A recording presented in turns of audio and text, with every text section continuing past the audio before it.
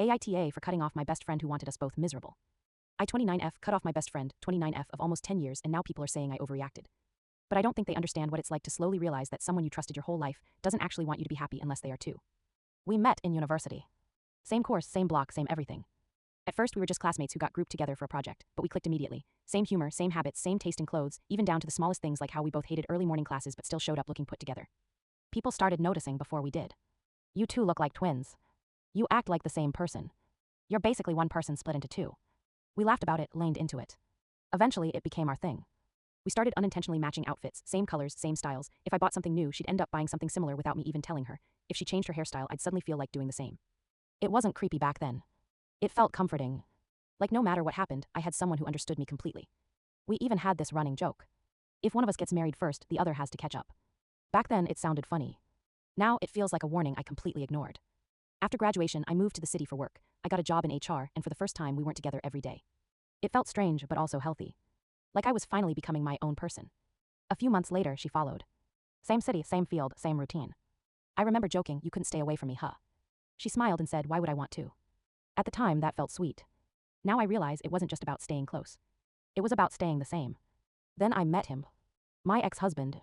He was everything I thought I wanted, an engineer, intelligent, composed, the kind of man who spoke carefully and always seemed in control of every situation. He didn't chase me aggressively. He studied me. Learned what I liked.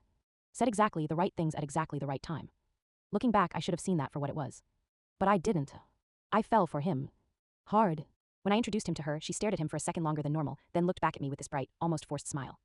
Finally, she said, "Now I need one too." I laughed. I thought she was joking. I always thought she was joking. A few months after I started dating my husband, she told me she met someone. And not just anyone. My boyfriend's best friend. Also an engineer. I remember laughing when she told me. "You're kidding." "No," she said, smiling, "it just happened." But it didn't feel like something that just happened. It felt aligned. Too aligned. Suddenly, everything in our lives started syncing again. Double dates every weekend. Same restaurants. Same conversations. Same future plans. People would joke that we were living parallel lives and we encouraged it. We thought it was cute, like some kind of destiny. If I'm being honest, I never questioned it. Because I trusted her. Because she was my person. Then things started moving fast. My boyfriend proposed first. It wasn't overly dramatic, just a quiet, thoughtful moment that felt right. When I told her, she cried. But not the kind of crying I expected. It wasn't just happiness. It was intense, almost panicked. She grabbed my hands tightly and said, "Don't leave me behind." I laughed awkwardly. "I'm not leaving you, it's just marriage." But she didn't laugh. She just nodded slowly, like she was trying to convince herself. 2 months later, she got engaged. Same excitement. Same energy. But now, it didn't feel like coincidence anymore. It felt like she was chasing something. Matching something. We planned our weddings around the same timeline, compared venues, dresses, even themes. At one point, she said, "We should have them on the same month." I joked, "Why not the same day?" She didn't laugh. She just smiled like she was actually considering it. That's when something in me shifted slightly. Not enough to alarm me. But enough to make me uncomfortable. Still, I ignored it. Because that's what you do when someone has been part of your life for so long. You overlook things. You excuse things. You tell yourself that's just how she is. I didn't realize that mindset would cost me later. Because I kept letting things slide. Even when they didn't feel right anymore. Marriage at first felt like a new chapter I was ready for. We moved into a small condo. It wasn't perfect, but it was ours. My husband was attentive. He helped around the house, remembered small details, always made sure I felt taken care of. Looking back, I can see how calculated it all was. But at the time, I thought I was lucky. My best friend and her husband moved nearby. Same setup again. Same life stage. Same routines. We'd have weekly dinners, sometimes even wearing similar outfits without planning it. We laughed about it like we always did. "This is what we talked about in college," she'd say. "And we actually did it," I'd reply. Then I got pregnant. It wasn't planned, but it wasn't unwanted either. I remember staring at the test, my hands shaking not from fear, but from the realization that everything was about to change. When I told my husband, he smiled, hugged me, and said all the right things. When I told her, she froze. Just for a second. But I saw it. That flicker. Something sharp.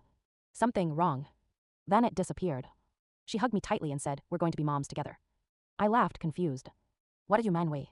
She smiled. "I'm late too." And just like that, she was pregnant. The timing felt surreal. Too perfect. We lined into it again. Baby shopping together. Comparing symptoms. Talking about our kids like they were already best friends. Everyone thought it was adorable. But behind the scenes, things started feeling off. If I said I was tired, she'd say she was exhausted. If I had cravings, hers were worse. If someone complimented me at work, she'd immediately shift the conversation back to her struggles. It wasn't obvious at first. But it was constant. Like everything had to be equal. Or heavier on her side. One night during dinner, she said something that stayed with me. If one of us is struggling, the other shouldn't have it easy. That's not fair. I laughed it off. That's not how life works. She smiled. We're the same, remember? And for the first time, that didn't feel comforting. It felt suffocating. After giving birth, reality hit. Hard. Motherhood isn't something you can fully prepare for, no matter how much you plan. The sleepless nights, the exhaustion, the constant responsibility. But somehow I managed. I struggled, yes, but I adjusted. My husband helped, not perfectly, but enough. We found a rhythm. She didn't, though. Her husband, while kind, lacked consistency. He'd promise to help and then forget, start things and never finish them. He wasn't cruel, just unreliable. And that made everything harder for her. She started calling me more. At first, it was normal. Then it became constant. Complaints, frustrations, crying. I listened, of course I did. But slowly the tone changed. You're lucky your husband actually helps. I guess I'd say. Then silence. Then, if I were you, I'd still argue with him, keep him in check. I frowned, why would I do that? She shrugged. Because nothing should be too easy, that's suspicious. That didn't sit right with me. Then her marriage started breaking down. Arguments escalated, resentment built. Until finally, they divorced. It was messy. Loud. Public. She cried in my arms for weeks. I stayed. Supported her. But something changed in her after that. Something that made me feel like I wasn't talking to the same person anymore. One night she looked at me and said, "Now it's just you left." I blinked. What? You're the only one still married. I forced a laugh. That's not a competition. She tilted her head. It kind of is. And that's when I realized. She wasn't just hurting. She was comparing. After her divorce, she became fixated on my life. More specifically, my marriage. At first, it was subtle. Little comments. Little doubts. If he comes home late, that's suspicious. If he doesn't reply quickly, that's a red flag. If he's too calm, he's hiding something. I tried to brush it off. But when you hear something often enough, it starts to stick. I began noticing things I never cared about before. The way he checked his phone. The way he stayed late at work. The way he avoided certain questions. Nothing concrete. Just enough. And she fed it. Constantly. You deserve better. You're too trusting. You don't know what men are capable of. It didn't feel like concern anymore. It felt like planting seeds. One night she said it outright. If I'm suffering, you shouldn't be the only one happy. I stared at her. Why would you say that? She didn't even hesitate. Because it's unfair. That was the moment everything shifted. But I didn't act on it. I didn't distance myself. I didn't protect my peace. I thought I could handle it. I thought I was strong enough not to be influenced. I was wrong. Because months later, everything she planted started to grow. After my separation, everything felt quiet. Not peaceful, just empty. The kind of silence that comes after something breaks and you're left staring at the pieces, unsure where to even begin. I thought I would have time to process it. To grieve. To sit with the reality that my marriage was over, not because we grew apart, not because we tried and failed, but because he chose someone else while still coming home to me like nothing was wrong. But I didn't get that time. Because she filled every space. Every silence. Every moment I should have had to think. She called constantly. Morning, afternoon, late at night. If I didn't answer, she'd message. If I didn't reply, she'd show up. At first, I told myself she was just being supportive. She knows what this feels like, I thought. She's trying to help me get through it. But slowly, I started noticing something. She wasn't helping me process what happened. She was shaping how I saw it. You see, she'd say, men are all the same. You were too trusting. You should have listened to me earlier. It wasn't comfort. It was validation, but only in one direction. Toward bitterness. Toward anger. Toward this idea that everything was doomed from the start. One night we were sitting in a dim cafe, both of us exhausted, both of us carrying our own versions of failure. She stirred her drink slowly and said, almost casually, "You didn't suffer enough before." I blinked. What? She looked at me like she was explaining something obvious. That's why your marriage didn't last. I let out a small, disbelieving laugh. I got cheated on, how is that not enough suffering? She shook her head. No, I mean before that, you were too comfortable, too happy. My chest tightened. So this is better, I asked quietly. This is what you think a real relationship looks like. She smiled. It makes you real now. I didn't respond. Because I didn't know how to respond to someone who saw my pain as necessary. Or worse, as something that made me finally equal to her. I started pulling back after that. Not dramatically. Just small things. Answering calls less. Saying I was busy. Choosing silence over long conversations that left me feeling worse instead of better. At the same time, I was trying to rebuild. Therapy work, taking care of my child. Learning how to exist without constantly questioning myself. And slowly, very slowly, I started feeling something I hadn't felt in months. Peace. It wasn't big or overwhelming. Just small, quiet moments where I could breathe without overthinking everything. Then she called me one afternoon, her voice unusually bright. I have news. Something about her tone made my stomach drop. What is it? I asked. I'm getting back together with him. I froze. With who? My ex-husband. I sat there in silence, trying to process what she just said. This was the same man she cried about. The same man she called useless. The same man she said drained her, disappointed her, failed her.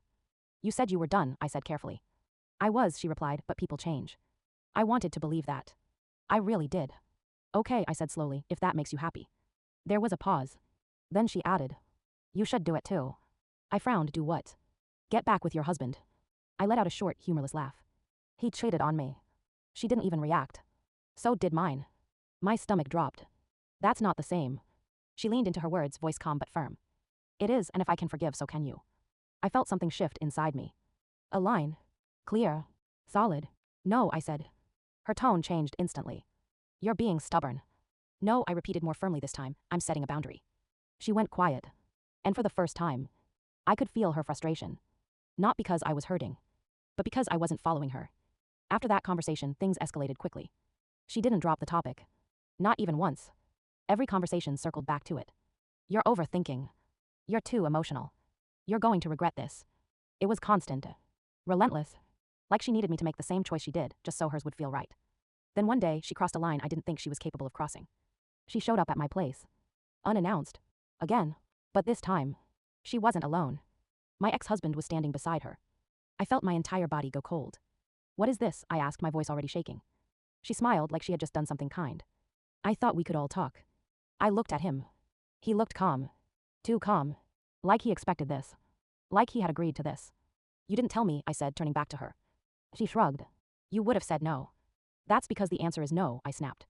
She stepped forward slightly. I'm helping you fix your family. You're not helping, I said, my voice rising despite myself. You're forcing something I already decided on. My ex-husband finally spoke. We can work this out. I laughed, sharp and bitter. You already worked something out with someone else. His expression tightened, but he didn't deny it. Of course he didn't. He never denied things directly. He redirected. That's what he was good at. You're letting your emotions control you, he said calmly. I looked at him, then at her. And suddenly it all made sense. The manipulation. The pressure. The way she kept pushing. Because she needed me to say yes. Not for me. For her. I just don't want to be the only one who stayed, she said quietly. And there it was. The truth. Ugly, raw, real. After that day, something in me finally broke. Or maybe it didn't break. Maybe it finally snapped back into place. Because for the first time, everything felt clear. I stopped answering her calls. Stopped replying to her messages. Stopped engaging. At first, she didn't take it seriously. She kept texting like nothing had changed. Then the messages got longer. More emotional. You misunderstood me. I was just trying to help you. You're overreacting. Then guilt. We've been through everything together. I was there for you. You can't just throw me away. And finally, anger. You've changed. You think you're better than me now. You're selfish. I read every message. And for once, I didn't feel guilty. Because I finally understood something I should have seen years ago. She didn't want a friend. She wanted someone who reflected her life back to her.